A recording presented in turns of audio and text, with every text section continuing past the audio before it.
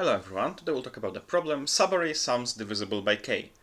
We're given an array of integers and we want to say how many non-empty contiguous subarrays have their sum be divisible by k. This problem is obviously very similar to the previous LeetCode daily, so if you haven't solved that problem and you haven't watched the previous video, I recommend that you do so. But as a refresher, the way we approach a problem like this is to consider that for a subarray to have a sum divisible by k, that means to have a remainder in division by k be equal to 0, we can use the standard prefix approach, where we can think of a contiguous subarray as a difference of two prefixes. And now for our subarray to have a sum divisible by k, those two prefixes have to have the same remainder while dividing by k.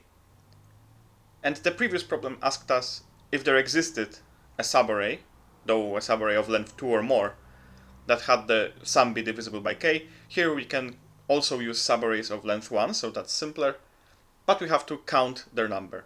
But it's very simple, because we can also now progress through all the prefixes. For every prefix, remember that we've seen a sum that this prefix has, so the remainder of that sum.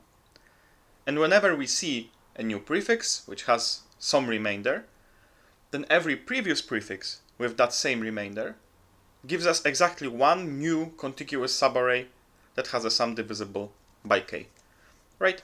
So if we have here our array, here is a prefix that gives us some remainder r, and we also have seen two other times the remainder r. That means that there was, for instance, this prefix and this prefix also given r. So this subarray and this subarray is certainly has the sum divisible by k.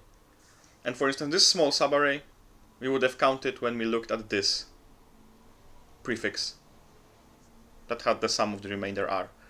And if we see then another prefix, longer one, which also gives r, then we have three previous options, so we have to increase our result by 3.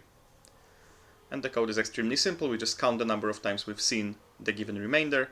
We go through, and of course we have seen the remainder 0, because that is the empty prefix, because we have to remember to also count just a simple prefix without subtracting anything from the beginning. So we've seen 0 once, and we just calculate the current sum on the current prefix, add to our result the number of times that sum has appeared previously, and now this sum has appeared one more time, so we have to update the counter, and at the end we give the number of good contiguous subarrays.